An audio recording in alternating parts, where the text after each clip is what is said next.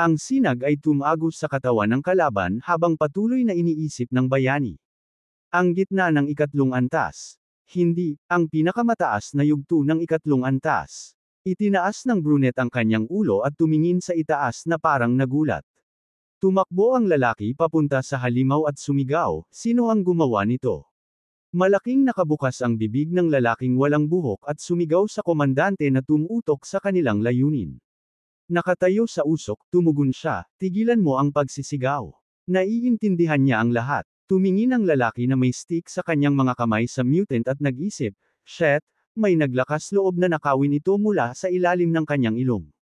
Pagkatapos ay kinagat niya ang kanyang mga ngipin, nagmumukhang masungit, at nag-isip, at malamang ay mas malakas siya kaysa sa kanya, kaya hindi siya makakalaban sa kanya ngayon. Kailangan niyang iulat ang lahat kay Komandante Xiao. Sumandal ang binata sa dingding at tumalon nang makatanggap siya ng abiso tungkol sa pagtanggap ng mga gantimpala. Lumapag siya sa lupa at sinabi, "Ipakita ang Tiger of Indignation Gloves Blue." Isang screen ang lumitaw sa harap ng kanyang mukha nang tingnan niya ito at sinabi, "Wow! Ngayon naiintindihan ko kung bakit siya nagtatrabaho ng husto upang makuha ang equipment na ito." Tumingin ang lalaking may dilaw na mata sa kanyang kamay at sinabi, "Isuot ang Tiger of Indignation Gloves." At nagpakita ang mga ito. May nakasulat sa karatula. Nakatayo ang kapitan ng investigation team sa upuan, ng yoyo, at sinabi, "Shit, hinanap niya ang Academy of the Dead buong gabi." At tulad ng nakaraang pagkakataon sa masukal na gubat, walang mga lead sa misteryosong turtle creature. Wala na siyang ideya kung siya na ba iyon o hindi. Biglang may lumapit sa kanya at sumigaw na pagkatapos ng kanilang investigasyon, natagpuan muli nila ang dalawang turtle psychic signals. Tumalon ang muscleman, nakabukas ang bibig, at sumigaw, "Muli, may dalawa na naman." Nakaabot ba ang kanilang heavenly storm sa isang turtle nesting? Nagsimula siyang tumakbo at inutusan ang lahat na bumangon. Umayos ang lalaki ng kanyang sombrero at nagdagdag, "Kung wala silang anumang lead, kapag bumalik si Commander siya, magkakaroon sila ng malaking problema." Tumugon naman ang kanyang katulong, "Nandoon ang kapitan." Tumayo ang bayani at sumigaw ng malakas para kay Xiao na lumabas. Lumapit sa kanya si Hong at sinabi, "Hindi ba't ang komandante iyon?" Pumunta ang kanilang komandante sa defensive line. Anong pinuproblema niya? Nagtataka ang brunette at tinanong kung sino siya. Maaari ba nilang talakayin ang nangyari? Ngumiti ang blonde, nagpakilala bilang Huang Xiao, ang kapitan ng Heavenly Wind Investigation Department, isang mahusay na manggagawa sa ilalim ni Commander Xiao, at tumugon na wala ang komandante kaya maaari siyang makipag-usap sa kanya muna at tingnan kung maaari niyang lutisin ang problema. Itinuro ng lalaki ang kanyang daliri at nagsimulang sumigaw ng malakas na sa umaga pumunta siya sa Garden of Eden of the Dead upang patayin ang tigre ng patay. Gusto niyang makuha ang equipment nito para sa kanyang anak. Ngunit sa sandaling malapit na siya, may isang third level awake na umagaw ng biktima mula sa ilalim ng kanyang ilong. Matapos ang kanyang mga salita, nag-grimace ang kapitan at nag-isip, "Garden of Eden of the Dead." Mukhang isa si Honggang sa dalawang Thirdle Awakened na natagpuan. Lumapit ang lalaki, patuloy na itinuturo ang kanyang daliri at sumisigaw. Sabi niya, ang third level awakened mula sa kanilang rehiyon ay rude. Ninakawan siya nito. Naiintindihan niya ang sinasabi niya. Isinara ni Juan ang kanyang mga mata, tinanggal ang kamay ng bayani, at nagtanong, nagtatawa ba siya? Gaya ng alam ng lahat, sa kanilang heavenly storm, mayroong tanging isang awakened third level, si Commander Xiao. Sumuko ang binata sa kanyang kamao, kinagat ang kanyang ngipin, at tumugon. Alam niyang walang silbi ang pagsasabi sa kanya. Pumunta lamang siya sa defensive line at hihingin sa kanilang komandante ng paliwanag. Nang umalis siya, sumigaw siya para sa kanyang mga kasama na umalis. Tumingin ang light-eyed at nag-isip, serious ito. Mukhang kailangan niyang i-report ito sa komandante. Biglang may malakas na tanong, ano ang sinabi niya? Ang brunette na nakaupo sa upuan ay kausap sa telepono at nagtatanong, may isa pang misteryosong third level sa Heavenly Storm. At nakaya niyang nakawin mula sa bahay. Pagkatapos ay hinawakan niya ang kanyang ulo at nagdagdag, isa o kahit ilang awakened third levels ang nagtatago sa Heavenly Street. Ito ay seryosong panganib. Hayaan silang mag-imbestiga at gawin ito ng maayos sa pagkakataong ito. Ngayon ay hindi oras para mag-alala at magpanik. Yumuko ang blonde at tumugon. Oo, nagpapadala siya ng mga tao sa buong lugar upang tumingin para sa mga record ng kagamitan na ganun. Nakatayo ang Youth Education Center sa ilalim ng nagniningas na araw. Kumakain ng cookies ang protagonist, tinitingnan ang screen at sinabing mayroon pang 2 misyon na natitira, Wind Eagle at Survival. Pagkatapos ay maaari na siyang mag-level up. Ngumiti siya at nagdagdag, madali lang makakuha ng wings online.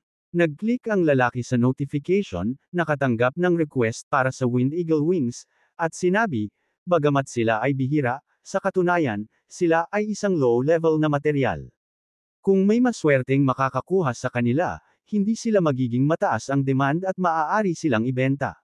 Bigla, nakatanggap siya ng mensahe na nagtatanong, kailangan niya ng Wind Eagle Wings. Magkano ang gusto niyang i-bid? Maaari siyang makuha para sa kanya. Napaganggo ang brunette at sinabi, mukhang hindi mabuti ang taong ito, pero tumatakbo ang oras. Wala ng oras para maging Miss Lan. At nagsulat siya ng tugon na mensahe. Oh, talaga? Paano kung isang nakatakdang presyo na 800? Tumingin ang mas-stockyoed man sa kanyang laptop at nag-isip, 800. Iyan ay higit pa sa kita na maaaring makuha ng isang first-level awakened low-leveler sa loob ng 1 taon. Ito ay seryoso ang taong ito. Kailangan niyang patuloy na makipaglaban. Pagkatapos ay sumulat siya ng 900. Hindi, 1,000. Pinaghirapan niya ito upang makuha. Nagsimula ang protagonist ng umanga sa cookie, tiningnan ang screen at sinabi, desperado siya. Pagkatapos ay ngumiti siya at nagdagdag, sobrang clumsy. Bigla siyang bumukas ang bibig at sumulat, kung naiintindihan niya na siya ay isang first leveler lamang, right? Anong ginagawa niya sa pakikfight sa isang Wind Eagle? Dapat ay nakuha niya ito sa wild somewhere, right? Patuloy na nagsusulat ang protagonist. Kahit na nakikita niya ang pagnanais nito, gusto niyang manipulahin ito. Hindi niya alam ang presyo sa merkado, di ba? Nagmamadali siya, pero hindi ganoon kalubha.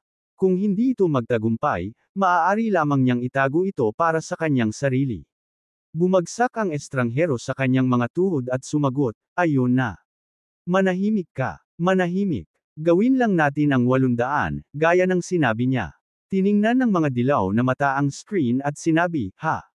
Kaya, nagbayad siya para sa kanyang kasakiman. Nagulat ang brunette nang isinulat ni Ning na nagbago siya ng isip.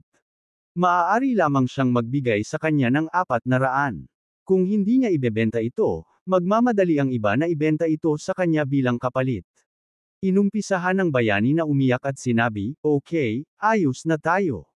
Natapos nila ang pag-uusap at naisip ng binata na ang dungeon sa Educational Center for Young People ay ang natitira. Naisip niya at nagdagdag na sinasabi nilang iba ito sa iba pang combat dungeons.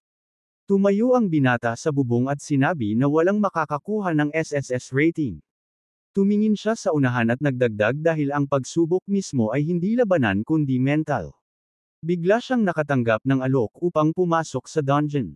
Pagkatapos nito, pinindot niya ang yes button.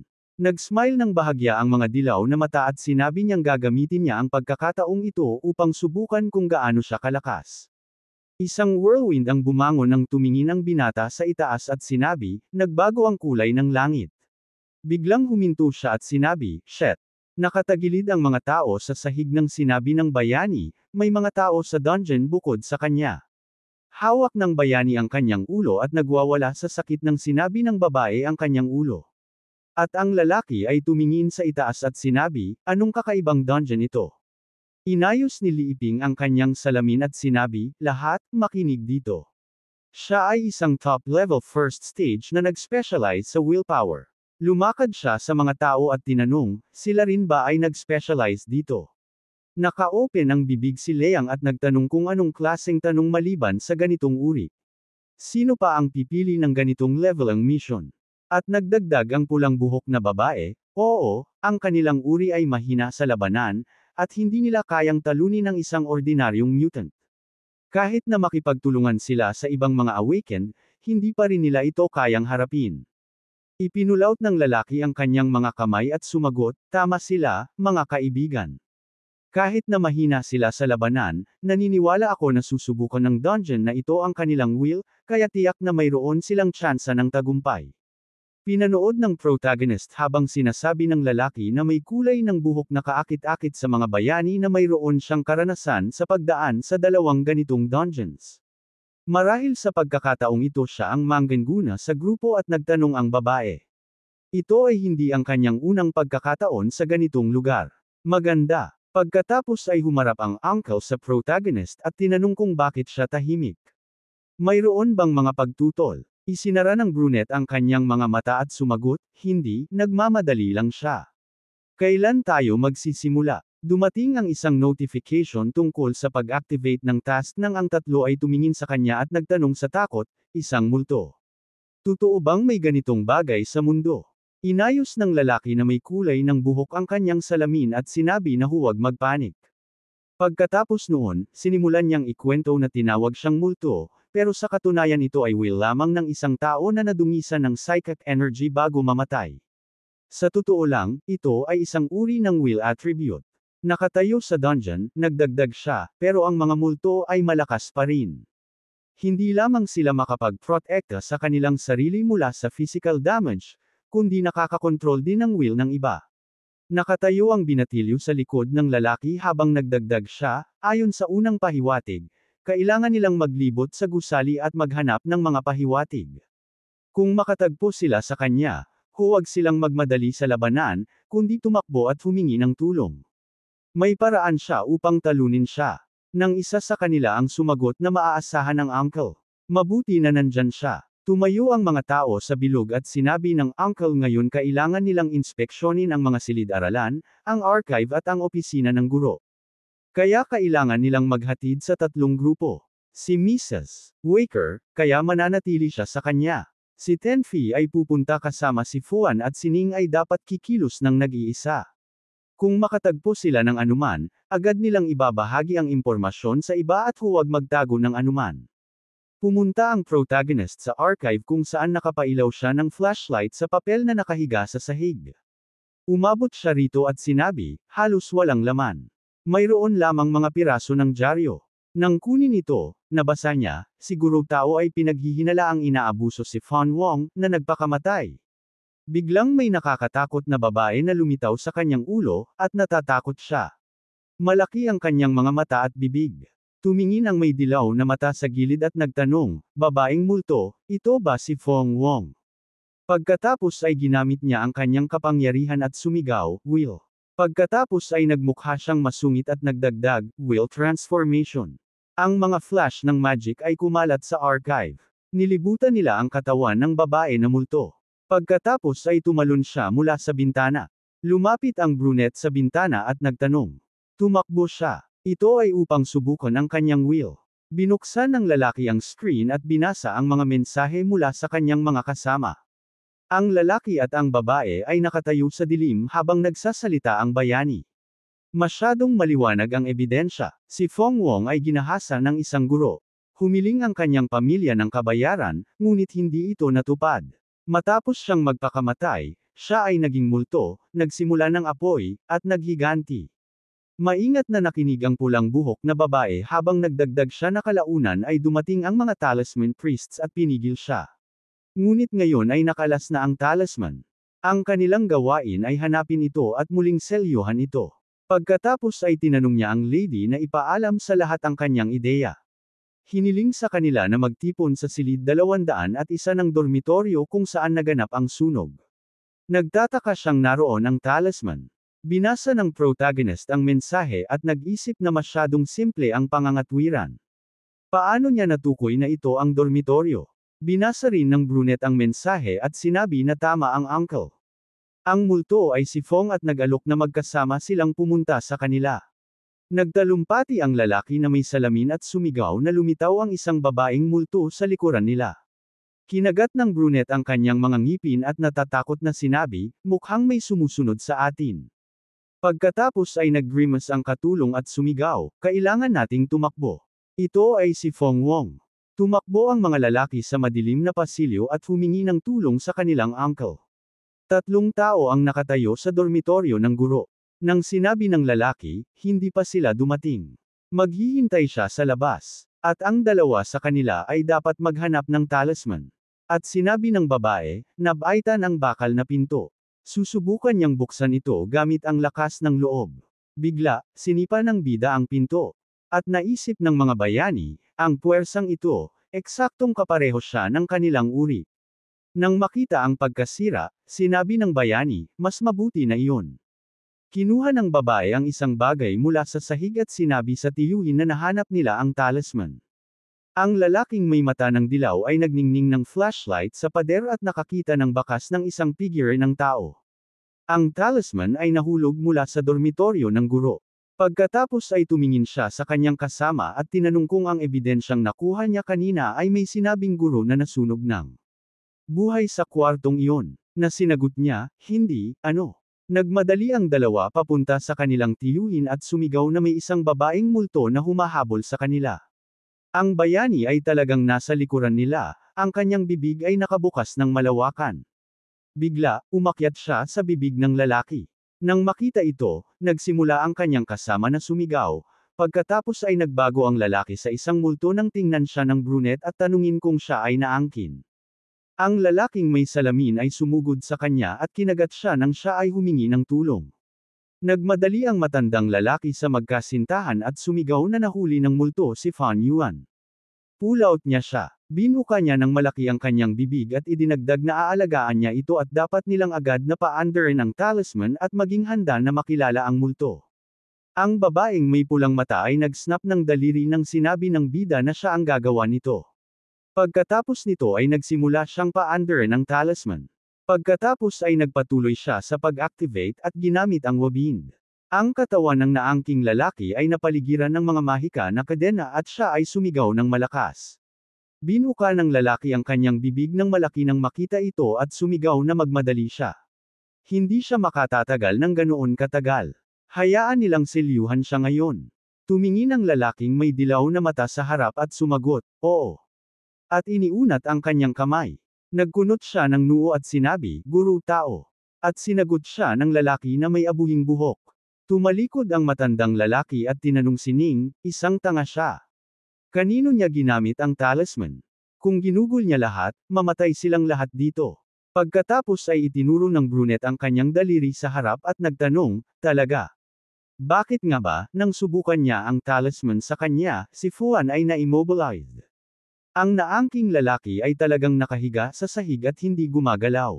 Binuksan ng babae na may pulang buhok ang kanyang mga mata ng malawak at sinabi, nasil ang tiyuhin at na-immobilized si Yan. Siya nga ba ay tiyuhin? Nagkunot ang bida ng noo at sinabi na nagkunwari siguro tao na isang gising na tao at pagkatapos ay ginamit ang lakas ng loob upang lumikha ng isang multo ng babae at makisalamuha sa kanilang grupo. Ibinulgar ng lalaki ang lihim at idinagdag, sa simula, sinubukan niyang atakihin siya, ngunit pagkatapos ay lumipat siya kay Yuan, na may mas mahina na lakas ng loob. Ang impluwensya na ito ay mukhang pag-aangkin, ngunit sa katunayan, ito ay kontrol ng lakas ng loob. Pagkatapos ay idinagdag niya, pagkatapos ay sinubukan niyang magkunwari na makipaglaban sa mga multo at pilitin silang isil si Yuan. Nais niyang samantalahin ang kaguluhan, selyuhan ang maling tao, at sa gayon ay malampasan ang lahat. Lumuhad ang babae na may pulang mata at sinabi sa takot, kaya kung ihagis niya ang talisman kay Fan Yuan, tapos na sila. Nag-concentrate ang bida ng kanyang lakas at sinabi, ngayon na ang kanyang lakas ay nasil, hindi siya makakagawa ng kahit ano. Bigla, gumawa siya ng isang strike at idinagdag, hayaan siyang ipakita ang kanyang tunay na mukha. Ang mga sinag ay tumagos sa katawan ng lalaki. Ang kanyang katawan ay kumikilos sa sahig. Pagkatapos nito, nagsimula ang kanyang anyo na lumabo. Isang nakakatakot na bayani ang umakyat mula rito at sinabi na perpekto ang pagkaka-disguise gaya ng naisip niya. Umikot ang dilaw na mata at sumagot na siya ay nasil. Tapos na ang misyon. Bakit niya kailangang ibunyag ang kanyang mga lihim? At tinanong na hindi niya alam na may nakatagong misyon dito. Kung hindi nila makukumpleto ang misyon, hindi sila kailanman makararating sa SSS na antas. Tumingin sa kanya ang batang lalaki at nagtanong muli, isang nakatagong misyon. Ang mga mata ng villain ay nagniningning nang sumagot siya. Wala silang kahit anong narinig tungkol dito. Iyon ang dahilan kung bakit walang makakaabot sa SSS na antas pagkatapos makumplito ang dungeon na ito. By the way, maaari niyang sabihin sa kanila ang isang bagay tungkol sa misyon na ito. Dapat nilang iparamdam sa kanya na parang nawawala sa hangin. Nag-alok siya ng isang deal. Kung sasabihin niya kung paano siya nahuli, gagawin niya ito kaagad. Inibaba ng brunette ang kanyang ulo at nag-isip, sabihin natin kung hindi niya iningatan ang mga alaala mula sa kanyang nakaraang buhay na may nakatagong misyon sa Academy of the Dead, hindi niya makukuha ang SSS na antas. Sayang lang na sa kanyang nakaraang buhay ang ilang mga magagalang na tao ay hindi naglagay ng limitasyon sa kanyang pag-access sa mga dungeon. Pagkatapos ay tumingin siya sa guro at sinabi, sige, naniniwala siya sa kanya. Nagkunot siya ng noo at idinagdag, una, sabihin niya kung bakit niya kailangan ang impormasyong ito. At sinabi niya, dahil binuka ng bida ang kanyang mga mata ng malaki at idinagdag, maaari niyang gisingin ang kanyang kamalayan at ma-access ang mga alaala mula sa mga nakaraang pagdadaanan. Pagkatapos nito ay nagsimula siyang magsalita. Kaya kung sasabihin niya sa kanya kung paano siya nahuli, sa susunod ay magagawa niyang pagbutihin ang kanyang pagsusuot at pumatay ng higit pang mga gising. Ang babae ay nagngangipon sa gulat at sinabi ang kamalayan, wala siyang narinig na sinuman na banggitin ito mula nang maganap ang apokalipsis. Sa kasong iyon, ito ay hindi isang antas na Sina Dungeon, kundi isang antas B o kahit mas mataas. Ito ba ay isang uri ng bug? Iniunat ng zombie ang kanyang kamay, ngumiti, at sinabi na dapat niyang aminin na siya ay medyo magaling, kaya't sasabihin niya ang lihim. Itinaas ng bida ang kanyang kamay at sumagot, napakasimple nito. Una, sinabi ng paglalarawan ng misyon na subukang linlangan sila. Ang maltong babae ay hindi nagsalita. Bukod dito, wala siyang sinagot sa chat, na nangangahulugang hindi siya makapaggamit ng sistema. Nagpatuloy ang lalaki sa pagkukwento. Sinasabing nagpakamatay si Wong Fong. Hindi ito totoo, ngunit nais niyang maniwala rito. At upang masil ang multo, ang talisman ay dapat na ginamit sa sementeryo, hindi sa kwarto ng guro. Pagkatapos nito, tinapos niya at sinabi na ginahasa niya siya. Pagkatapos ay nagpasya siyang magpakamatay, ngunit nauwi sa kabiguan at ang babae ay napunta sa isang mental hospital kaya't hindi na siya makapagsampa ng demanda laban sa kanya. Patuloy na sinasabi ng bida sa mga bisita na sinubukan ng kanyang pamilya na humingi ng moral na damages mula sa paaralan. Ngunit natalo ang kaso at nagpasya na ipasunod ang apoy sa kwarto ng guro bilang paghihiganti. Isang segundo bago ang kanyang kamatayan, sa tulong ng lakasan ng loob, nakagawa siya ng sarili niyang multo. Huwag nating kalimutan na ang mga atake ng multo ay nagsimula kaagad pagkatapos ng apoy, at humiling ang paaralan sa mga talas na monghe na ISIL ang multo. Itinaas ng babae ang kanyang mga kilay, binuka ang kanyang bibig, at sinabi, tama sining. Sa buong panahong ito, sinundan nila si Uncle Lee nang hindi nagtatanong, ngunit pagkatapos lamang nilang makatagpo ang maltong babae. Hindi lamang siya hindi nahulog sa kanyang impluwensya, kundi hindi siya kahit natatakot. Posible bang ang isang gising sa unang antas ay may kakayahang gumawa ng ganoong bagay? Nagpakita ang guro ng ngipin at sumagot, marahil tama sila, ngunit hindi sa lahat. Iniunat niya ang kanyang mga braso at idinagdag, ang maltong babae ay hindi makapagsalita dahil siya ay nasilpa, at hindi S. Iya nagpadala ng mga mensahe dahil abala siya sa paghahanap ng mga bakas, at si Sia mismo ang tumulong sa kanya dito. Bukod pa rito, ang pinaghihinalaang pagpatay kay Wong Fong at ang paglitaw ng multo ay isang perpektong kombinasyon. Siya ay ginahasa sa isang dormitoryo ng estudyante. Ang brunette ay tumingin sa lalaki mula sa ilalim ng kanyang mga kilay at sumagot, tama siya. Sapat na ito. Nang naalala niya, hindi nila maaring hayaan ang kanilang sarili na maloko. Kung siya ay mawawala ngayon, sasabihin niya sa kanya ang buong katotohanan isang segundo bago siya mawala. Kumunat ang noo ng kontrabida at sumagot na hindi masama si Ning. Isang kasunduan. Matapos nito, siya ay nagsimula ng matuno at nagdagdag na dapat siyang magsalita. Itinaas ng bida ang kanyang daliri at sinabi, ang buong lihim ay iyon. Ang bayani ay umuuga at sumisigaw, mabilisan. Ngumiti ang batang lalaki nang may masamang hangarin at inuulit, ang lihim ay naintindihan niya. Ang natira mula sa guro ay ang kanyang ulo. Nang maglaon, siya ay tuluyan ng natunaw at sinabi na si Ning ay isang kambing. Tumingin ang babae sa bida at sinabi, "Wow, basta na lang na tinalo ang multo." Ipinatong ng lalaki ang kanyang kamay sa kanyang balikat at sinabi na tapos na sila. Pwede na silang umalis. Ikinampay ng siya ang kanyang palad at tinanong kung siya ay umaasa lamang sa kutob. Na sinagot niya, syempre hindi. Ang pinakamalaking pagkakamali niya ay ang sabihin sa kanila na ang anteng-anteng ay nasa silid 201. Nagbaba ng kanyang balbas ang yellow-eyed at nagdagdag, sa katapusan, wala namang indikasyon nito. Tanging ang multo lamang ang nakakaalam tungkol dito. Pero bakit niya kailangang sabihin ito sa kanya? Nagsimula nang mag-shake ang bayani at sinabing mas nakakatakot siya kaysa sa mga multo. Pero siya ay nakatulong ng marami. Kung hindi para sa kanya, hindi siya makakalabas dito. Bigla, nakatanggap ang batang lalaki ng notification tungkol sa pagkumpleto ng dungeon at pagtanggap ng gantimpala. Nang hawakan niya ang bracelet, naisip niya, hindi masama. Ang bagay na ito ay maaaring maging kapaki-pakinabang. Ang Mission Distribution Center ng Security Zone ay nakatayo sa ilalim ng sinag ng gabi. Lumapit ang brunette sa counter at sinabi na nais niyang kumpirmahin ang pagkumpleto ng mga misyon. Naple-wide ang mga mata ng babae at tinanong kung siya si Ning, na kumuha ng 2 misyon upang umangat sa level 2 nakaraang gabi, aling misyon ang natapos niya. Matapos nito, ibinigay ng lalaki sa kanya ang isang piraso ng papel. Tumingin ang asul mata na babae sa kanya at sumigaw ng may gulat, "Santo, salungguhit, lahat ng 4. Tumingin ang yellow-eyed na tao sa ibaba at humiling na magmadali. Ang babae ay nag-alala at sumagot, "Okay." Maraming notification tungkol sa pagkumpleto ng misyon ang nagsimulang dumating. Nang umalis ang bida at naisip, umabot siya sa level 2 sa loob ng wala pang 1 linggo. Ayos, talagang isang aktibong kalamangan ng Sword God system. Nagsimula ang bayani na tumawag ng isang tao, iniisip na mayroong kakaiba dito. Kailangan niyang agad na i-report sa mga awtoridad. Naglalakad ang batang lalaki sa kalye at naisip, kahit na walang kagamitan, ito ay magandang estadistik. A pa rin para sa level 2. Pagkatapos ay naisip niya ito at ipinatuloy ang kanyang pag-iisip. Kung nais niyang matutunan ang kasanayang ito, kakailanganin niya ng 23 puntos pa. Bago umabot ng 20 puntos, ang Psychic Fruit ay maaaring magpataas ng stats ng isa. Pagkatapos ng 20, kakailanganin niya ng higit pa. Kakailanganin niya ng 35 piraso.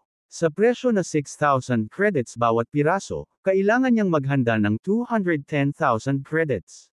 Sumakay ang brunette ng kanyang bisikleta sa pamamagitan ng syudad ng gabi at naisip na magiging mahirap makuha ang mga iyon. Lahat ng magagandang dungeon sa paligid ay natapos na. Tanging ang Death Factory ang natitira, na nasa ilalim ng kontrol ng Zhenjiang County. Kung naalala niya ng tama, mayroon-roon na asul na kagamitan na nagkakahalaga ng maraming pera. Biglang lumitaw ang isang pulang butas sa langit nang itinaas ng lalaki ang kanyang ulo at naisip na ito ay senyales ng papalapit na alon ng mga zombie.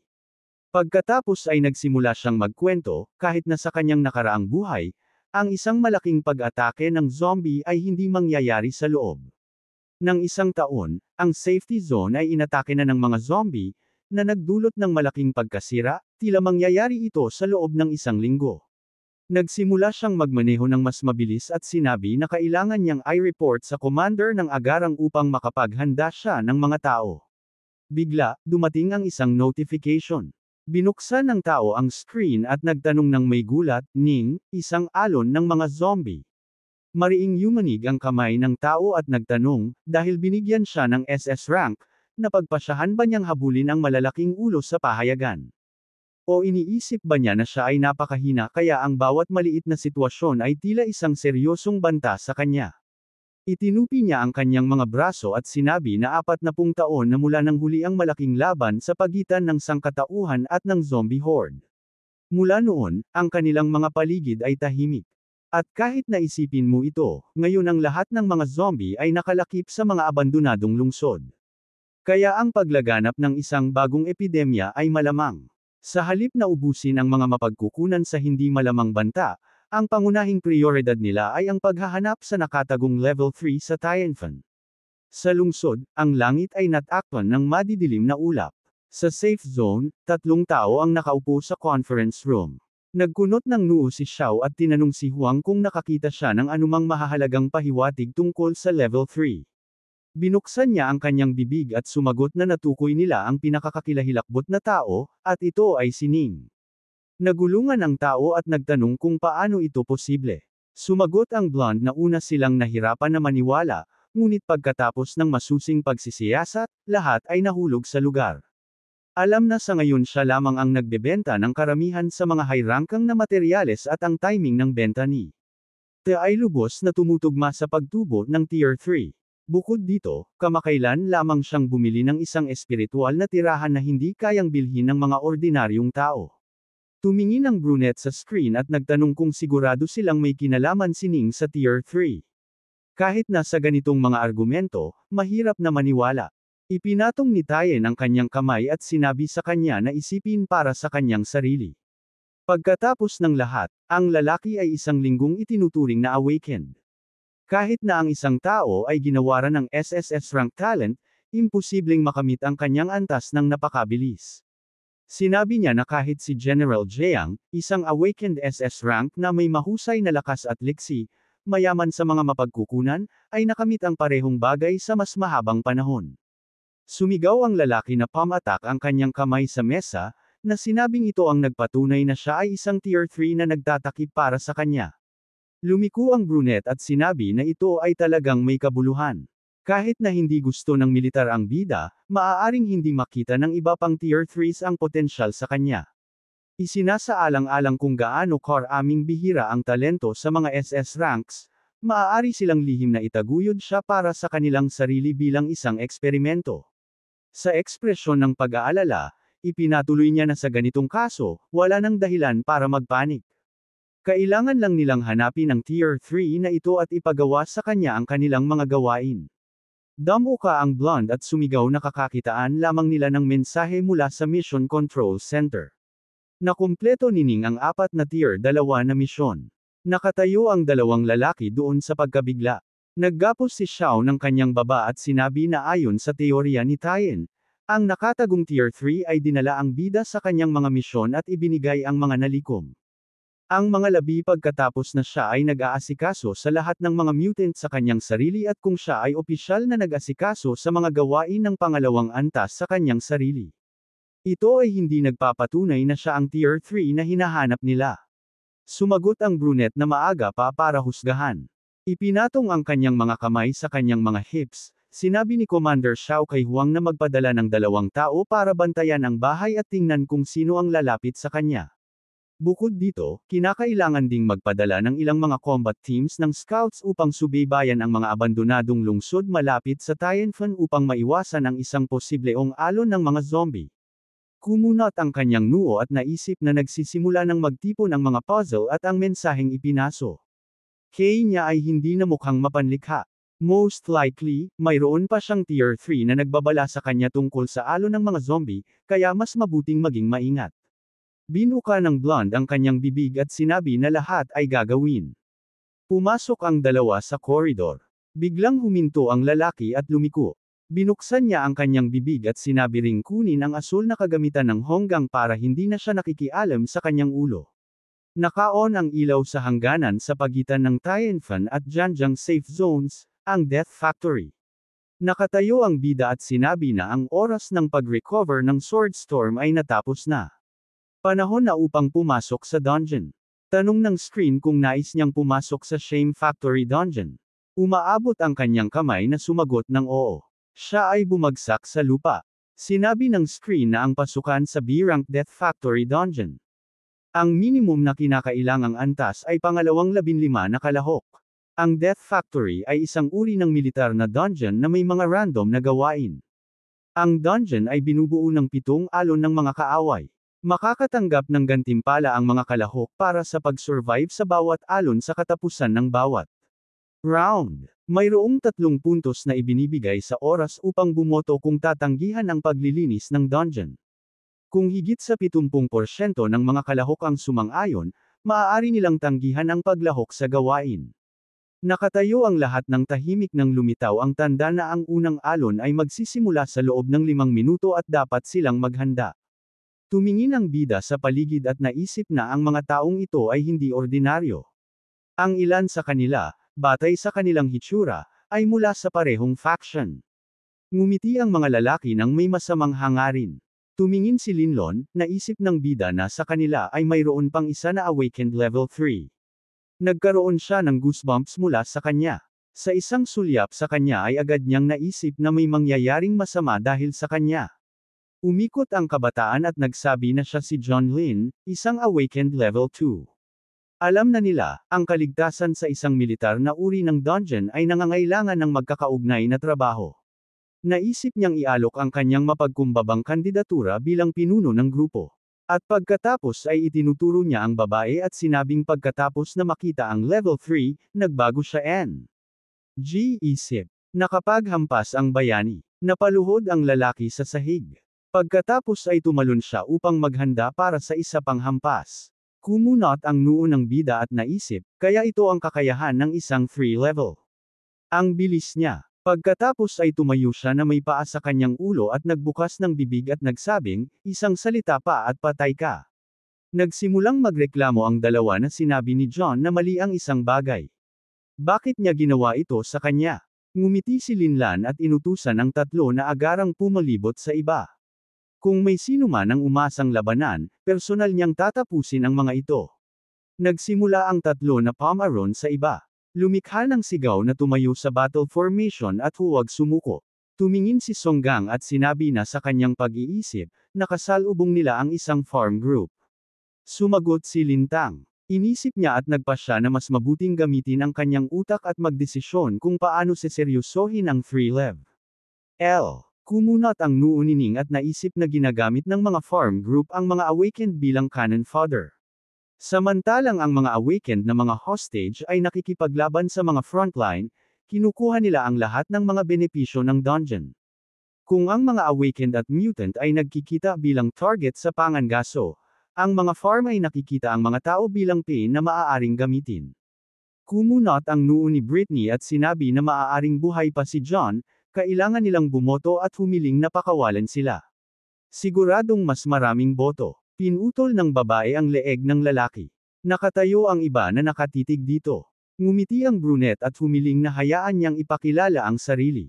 Sila ay isang squad ng Blood Wolves at siya ang kapitan. Ang pangalan niya ay Linlon. Siya ang namumuno sa misyon na ito. Kaya ang buhay nila ay nasa kanyang mga kamay. Kung makakaligtas sila sa ika-6 na alon at ibibigay ang lahat ng gantimpala sa kanya pati na ang kanilang mga puntos, maaasahan niyang ipagkakaloob ang kanilang mga buhay. Tumingin si Ming sa kanya at naisip, sino ang niloloko niya? Ang mga bastardo na katulad niya ay hindi tumutupad sa kanilang mga pangako. Sayang na ang Heavenly Beam of Light ay nasa cooldown pa. Kung maaari lamang niyang pagsamahin ito sa Sword Storm, lilipulin niya ang lahat ng mga kalaswang it. O sa isang segundo, naisip niya ngayon ay mayroon lamang siyang Sword Storm na ganap na handa. Oo, ito ay malakas, pero hindi niya alam ang eksaktong lakas ng 3-tier na iyon. Bukod dito, maaari rin itong makialam sa protective blow equipment. Hindi ito nagkakahalaga ng panganib dahil kung hindi niya siya mapapatay sa isang hampas, talagang tapos na siya. Ngayon, ang pinakamagandang opsyon ay manatili sa mga anino at watch ang pag-unlad ng mga pangyayari. Ngumiti ang brunette at sinabi na ang unang alon ay malapit nang magsimula. Isang roll call. Kailangan nilang sabihin ang kanilang pangalan, ranggo, kakayahan. Kailangan niyang malaman kung sino ang makakaharap niya.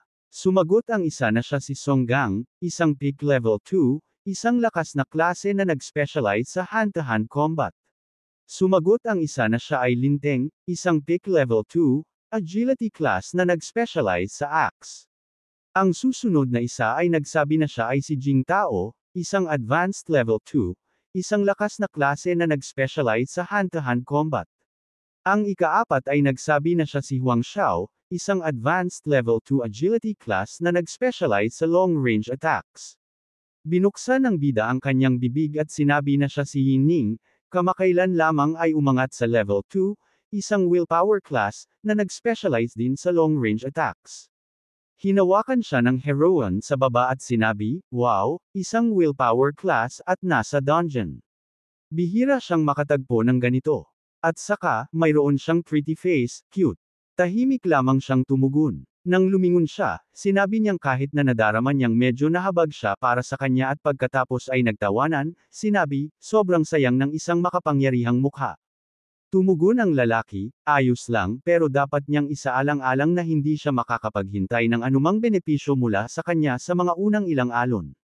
Lumitaw ang isang notification na nagsasabing nagsimula na ang unang alon.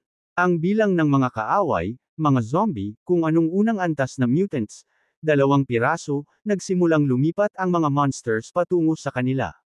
Tumingin sa lahat ng ito, sinabi ng babae na ang mga nasa tuktok ng pangalawang antas ay dapat manguna sa atake. Isang squad para sa bawat level mutant. Lahat ay gawin ang kanilang makakaya. Kung naramdaman niyang kahit isa sa kanila ay nagpapabiye, personal niyang papadastahin ang bunggok ng bawat isa sa kanila. Ipinakita niyang malinaw. Ipinatong ng brunette ang isang kalasag sa kanyang harapan at sinabi, "Kay Saklap, hindi sila makakatulong sa kanila sa harapan." Nakatayo lamang sila sa likod na ginagamit sila bilang human shield. Mga zombie sa harapan, mga grupo ng mga farmers sa likod. Sila ay parang nasa pagitan ng isang matigas na lugar at isang martilyo. Makakalabas ba sila ng buhay mula sa dungeon? Tumalon si Ting sa beam at sinabi na ngayon ay walang ibang pagpipilian. Dapat nilang subukan ng buong lakas upang malampasan ang unang yugto. Ang mga halimaw ay lumapit sa kanila. Itinutok niya ang kanyang pana. Dumating ang utos na si Gangtang Tao ay humarap sa mga devourers. Ang natitirang bahagi ay haharap sa mga zombie. Itinaas ng brunette ang kanyang armas upang umatake at sinabi na makikita niya kung gaano karaming hampas ang kayan. GTEsin nito. Naghandog ang mga lalaki upang umatake. Isa sa kanila ay itinataob ng isang tentacle. Nagpapaputok ang batang lalaki ng pana. Isang halimaw ang bumagsak malapit sa isa sa mga batang lalaki at umatak. Naghanda si Tao ng isang sibat upang umatake at tinaga ang dibdib ng isa sa mga zombie. Ang likido mula sa katawan ng kaaway ay sumabog sa kanya at siya ay lumuhod, hawak ang kanyang mukha. Nagsimula na si Xiao patungo sa kanya, pagkatapos ay ginamit ang mga ice spikes na tumagos sa katawan ng zombie. I.e. Itinaas niya ang kanyang mga kamay at sumigaw na masyado siyang mabilis at hindi niya siya matamaan. Tumingin ang bida sa lahat ng ito at naisip na si Tao ay seryosong nasugatan. Ang natitirang bahagi ng squad ay halos ganap ng nawasak. Tapos na sila. Sa ganitong takbo, tiyak na hindi sila makararating sa ika-6 na alon, at sa pagkakataong iyon, hindi niya magagamit ang trump card na itinago niya. Nang lapitan ang mga kaibigan, naisip niyang dapat siyang makialam. Hinawakan niya ang isang lalaki sa kwelyo at hinayla ito. Itinaas ng bida ang kanyang